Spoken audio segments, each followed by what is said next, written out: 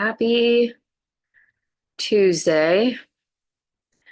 I'm trying to wait to see if it shows any metrics because sometimes when I zoom to Facebook, I can't see anything. Actually, maybe I'll just pull it up on my phone. Here we go. I'm just gonna pull it up on my phone so if you guys comment, I can see it because on the computer it's like hit or miss. Anyways, so happy Tuesday.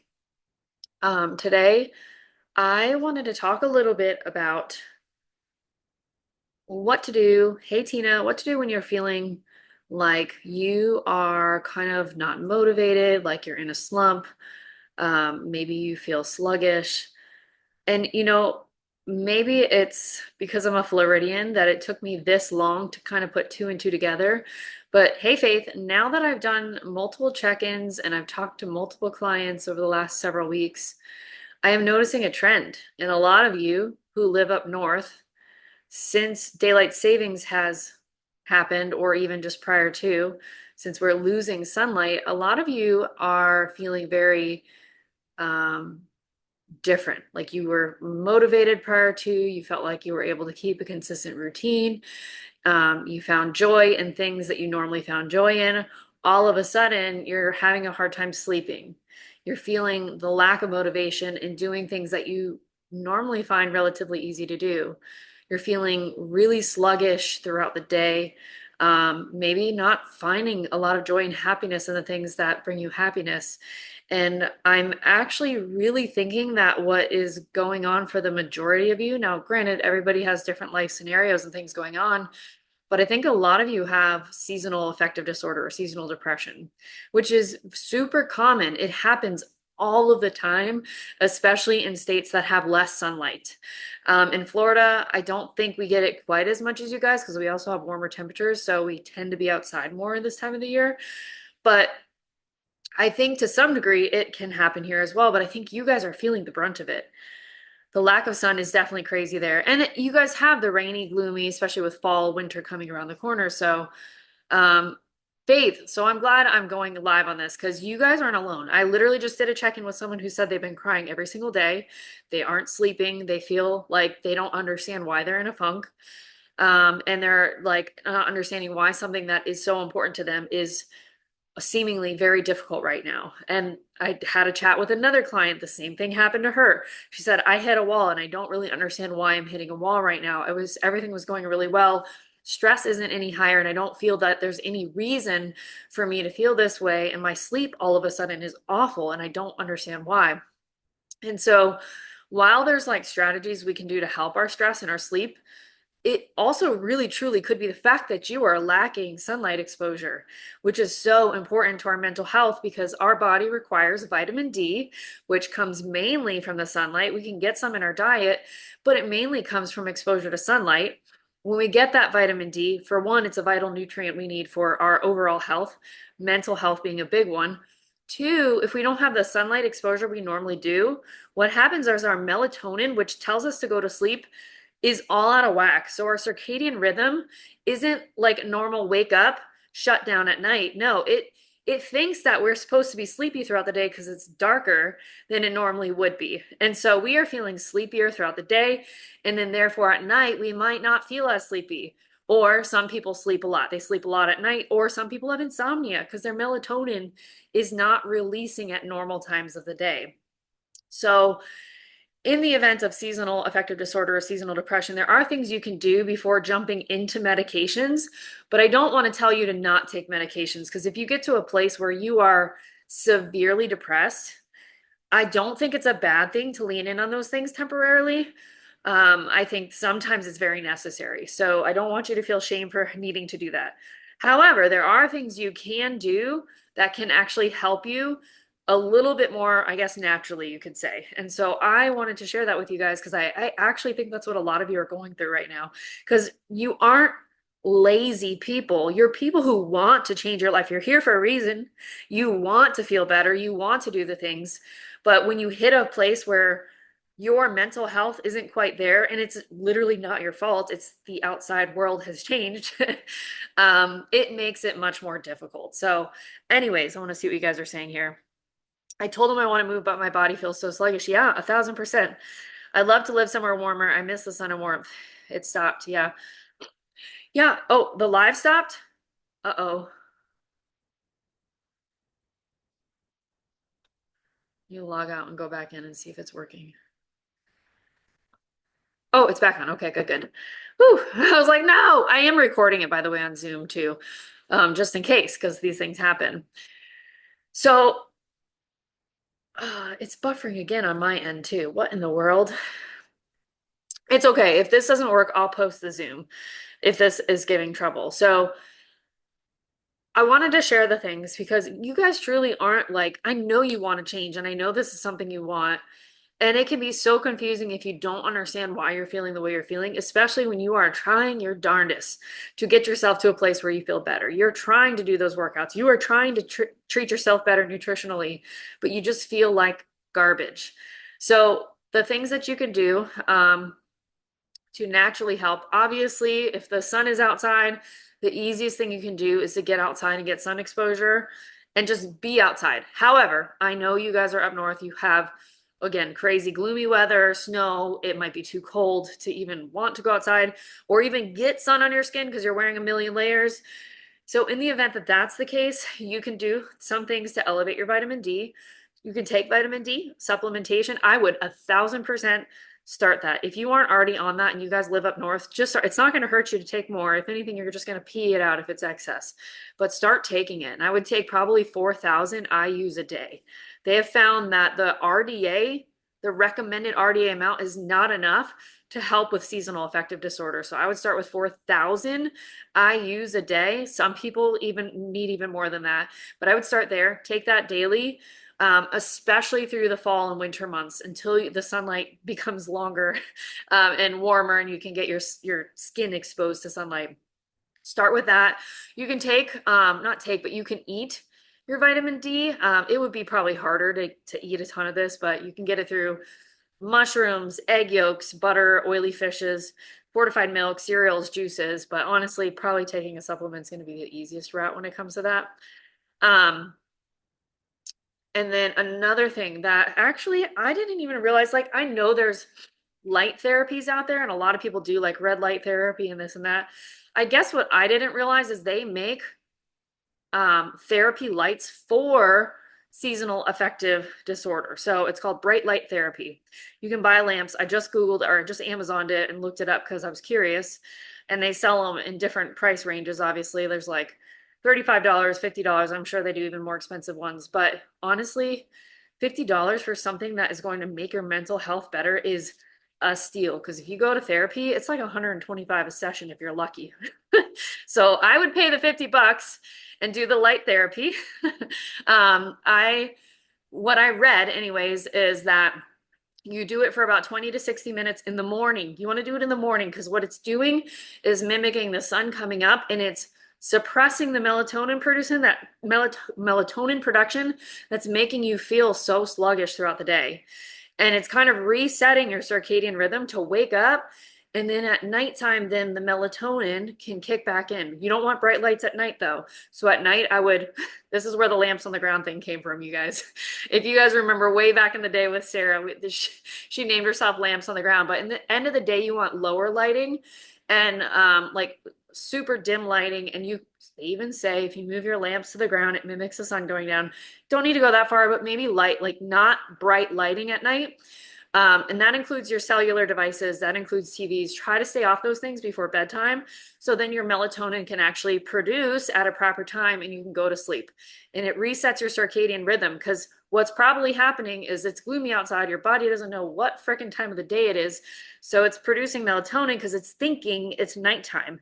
So you feel sluggish, you feel tired, and it's a vicious cycle. So bright light therapy, they're showing to actually be like the first line treatment of choice now for seasonal affective disorder, seasonal depression. I would run and go buy one of these if I were you and you are experiencing any of these symptoms of sluggishness, tiredness throughout the day, lack of motivation, lack of joy in your life and the things you normally enjoy, food cravings, specifically carbs. If you have a high craving for carbohydrates, that's your body saying it wants energy now because it's tired. It's being tricked because the melatonin's being produced, right? It's like, I need energy, I need energy. If you're feeling these things, it's very very high likelihood that you have some sort of depression going on, whether it's seasonal affective or not. There is something going on, and I would try the light therapy, vitamin D, like ASAP if I were you. Hey guys, I had to restart my phone. I missed some things. It's okay. I also said that I recorded it on Zoom, and what I might do is share the Zoom too, because then you guys can see it without the interruptions of whatever happened on Facebook, because you know how Facebook Lives can be. So 1,000%, if you're feeling those symptoms, vitamin D, 4,000 inner units or international units I use a day. Bright light therapy, get you one 20 to 60 minutes in the morning when you wake up. Expose yourself to that sunlight or light, fake sunlight, so that you reset your melatonin. It suppresses it, so it's not actually producing throughout the day and making you feel the way you're feeling. Um, I forget what the dosage. I actually looked it up. Hold on. Bright light dosage. I think it says you have to have something that produces 10,000 lux and it should filter out UV light. So make sure it has that descriptor on Amazon, 10,000 lux and filters out UV light. That will help tremendously with seasonal affective disorders. I mean, I looked up a study on it and it said that 61% of, it said in the study, the majority of patients 61% who received bright light therapy during 4 weeks reached symptom remission, total remission from SAD. That's crazy, 61%. And this is why I would say, like, I 1,000% would run and do this first before doing medications and even therapy. Like, even before spending all the money on therapy, I do bright light and vitamin D. And then, of course, if you need to have medication, there is the option to do medications for this, antidepressants. You can do therapy. You can do lifestyle changes if you guys aren't managing stress already, you aren't exercising regularly, you aren't working on your nutrition. Of course, those are very basics that help with your mental health, but I think the majority of you are really working hard at that. So I don't necessarily think that's the biggest key. I think it's just more you have this deficiency of vitamin D and this melatonin that's out of whack, just messing up your circadian rhythm. So I really want to see you guys kind of fix that for yourselves. It's funny, I'm like doing check-ins with people and talking with people, and it's this common theme. And I'm like, there's a theme going on here. What is this about? And I'm like, is it something that as coaches we could be doing differently?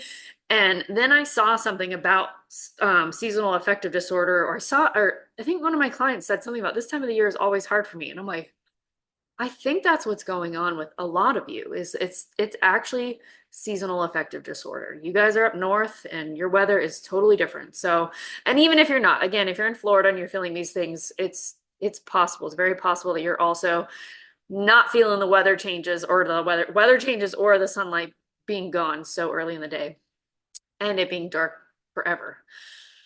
There was something else I wanted to say on this. What was it? What was it? Oh, so outside of um, all of the things I already talked about, the vitamin D, the light, the therapy that you can do, medications and whatnot, you can do your own like cognitive behavioral therapy. That's what a therapist is going to have you work on anyways. And all cognitive behavioral therapy is it's you working on negative thought patterns and stopping them in their tracks and spinning them. And this is something that happens to all of us whenever we are in a funk, whenever we are depressed, or even if we're just in a negative mindset. Like it happens when you get into that hole, you have to work to pull yourself out of it. You have to climb out of it. And flipping the script, basically, working on changing the narrative of looking at things in a negative light and looking at things more in a positive light. I know it's easier said than done when you're in a funk, but working at it, it's going to make a huge difference. And I was talking to one of my clients about this.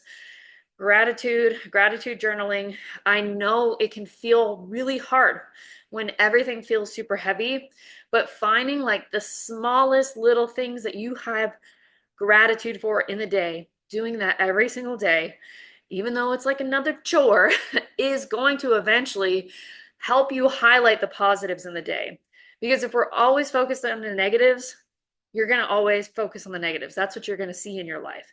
It's kind of like that red car theory where you don't really notice red cars or a specific brand of cars until you've got your sight on it for some reason. Maybe you're thinking about buying a car like that. Maybe you have a crush on someone who has that car and now all of a sudden you see it everywhere. You know what I mean? Like once your attention's on something, it's locked and loaded on it. And that's just how it's going to be.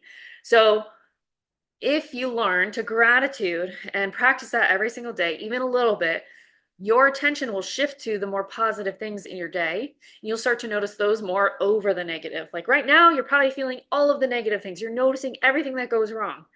That was me on the cruise. It took so much gratitude every single day to find the things that I was grateful for on the cruise, the things I enjoyed on the cruise, because there were so many things that were pissing me off, probably because I'm hormonal, but also because there's a lot of people. But I had to force myself to do that, and it made the whole experience better for me because I was able to like appreciate the good things versus be so hyper focused on the negative things, right? So gratitude journaling, just gratitude, even every day, just spitting out three things that you find gratitude for, I think is really helpful. There's some other things. Where did they go? Here they are. I have a list I wanted to make sure I go over. So practicing gratitude, practicing mindfulness, being in the moment. We talk about this all the time. Not only is it great for stress reduction, but just being in the moment and not worrying about the future and everything that's ahead of you, because that's just going to make you go down the stress spiral where you just cannot stop thinking about, well, now I have to do this and this and this, and what if this happens and what if this happens? It just doesn't end. That's a negative spiral. We want to stop. We want to breathe. We want to be in the moment. And this is where meditation can be really helpful because it forces you to focus on your body and your breathing versus all of what's going on up in here. This is noisy. This is loud. When you practice meditation, I promise you in the beginning, you're going to be so stressed out about it because you will think that you can't do it. You're going to be like, oh my gosh, I can't meditate. My mind doesn't stop. It will eventually, but with practice. It slows down with practice. And then there's some days that you're better than others. But you do get better over time when you practice meditating. You can do a couple minutes, you can do 5 minutes, you can do 10 minutes. You don't have to go do crazy hour-long sessions. Short little burst sessions to practice focusing only on your breath coming in and out of your body and on nothing else, letting the thoughts come and go is a way to be mindful. I've heard of just rubbing your fingers together and feeling the fingerprints like graze each other. That's a way to practice mindfulness. Petting an animal, just sitting there and petting them and, observing them while you're petting them, or even hanging out with your child. Excuse me, being there, being in the moment and looking at their facial expressions. That's all moments of mindfulness. It's you focusing on the thing that's in front of you in the moment versus everything that's happening up here. So huge, huge, huge thing you can do is practice mindfulness. You guys have heard Tina talk about this a million times over, but positive affirmations, positive self-talk, huge. Those are huge ways to switch a very negative like thought pattern. So instead of saying like, this is something that I struggled with lately, and I'll share it because you guys have seen it. I feel really fat, and I've actually had to tell myself I feel fat. I'm in that weird stage of pregnancy where I just put on weight, but I don't really look pregnant. And so I feel fat, but I caught myself saying I am fat.